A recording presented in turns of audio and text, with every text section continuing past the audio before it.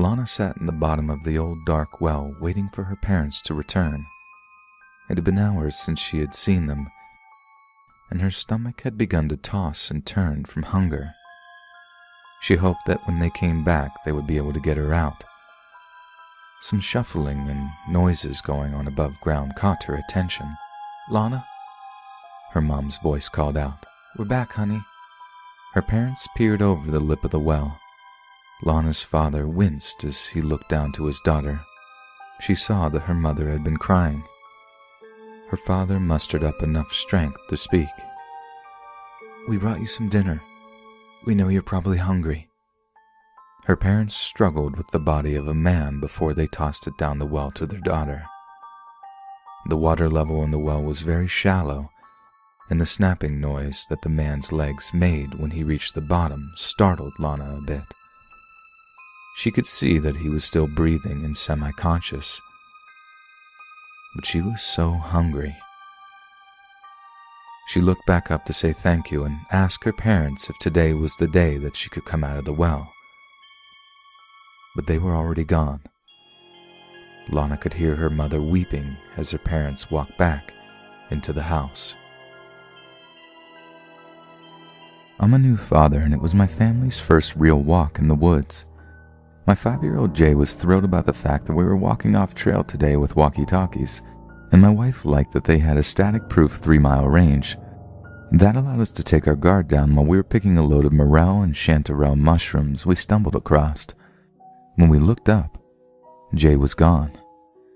That was our family's first genuine bolt of true panic.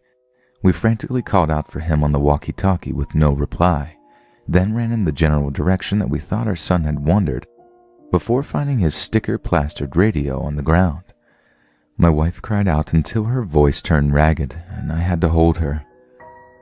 Just as the sun began to set, we were ready to dial 911. Jay walked out of the bush as he had been standing just outside of our view the entire time. His eyes were ringed with red, but the whites of his eyes remained clear. I had assumed it was just from crying. Besides, it didn't matter. We had Jay back. I carried him in my arms all the way back to our car. Jay was already asleep when I buckled him in. Right before driving onto the main road, my wife blurted out, "Jay's radio!" We left it on the trail. I didn't want to go back as it was already dark and I just wanted to go home. 2 minutes down the road, my wife's walkie-talkie barks. It's Jay's voice, frantic, crying, asking where we were. My wife and I looked at each other before looking at Jay in the back seat.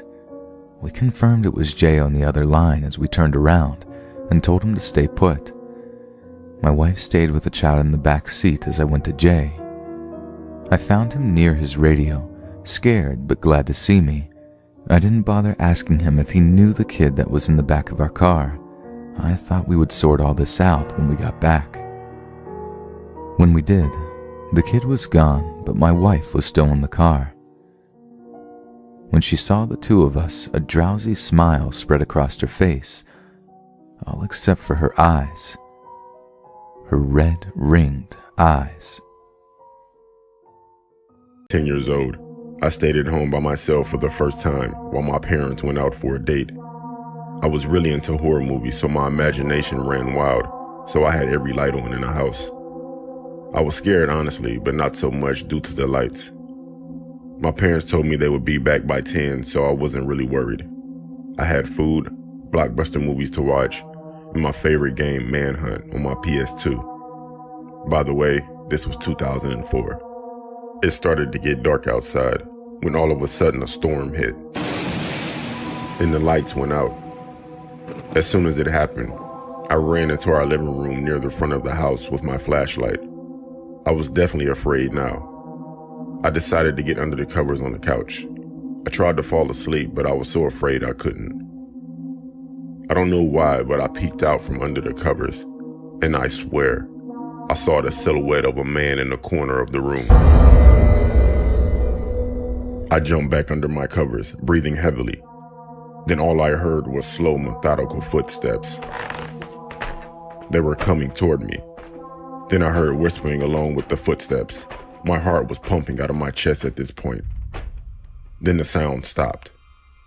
I just laid there frozen, No sound.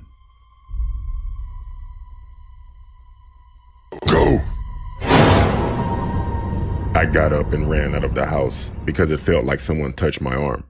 And I know I heard someone yell the word go. I pretty much ran out of the house with the blanket over my head.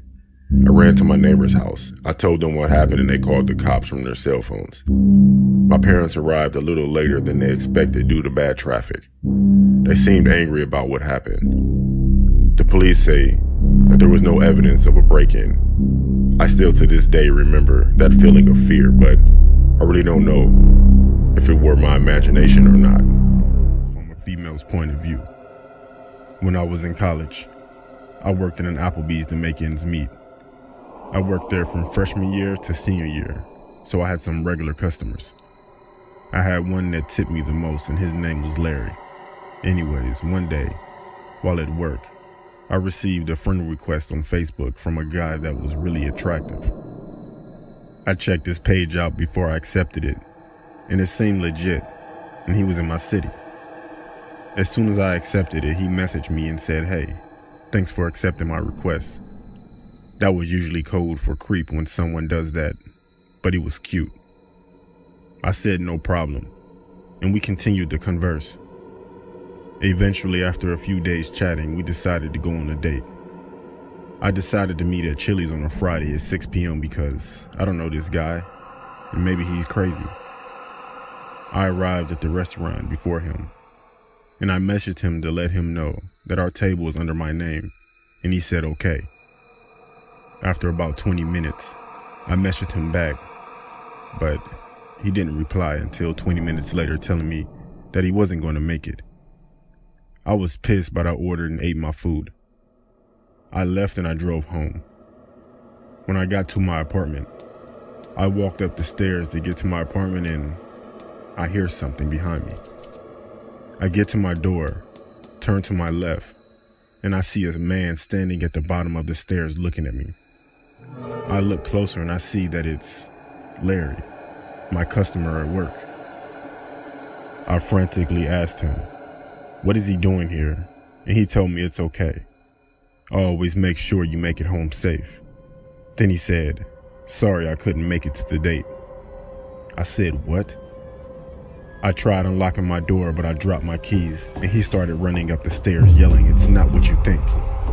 I grabbed the keys, unlocked the door, and ran inside, closing my door behind me. He started banging on my door, telling me he was my best customer and he deserved me. I called the cops, and they caught him outside in my car, just sitting there calmly. After that, I deleted all of my social media and dating apps. Then I quit my job at Applebee's. Ever since that experience, I'm very paranoid of people's intentions, and I always carry a pistol.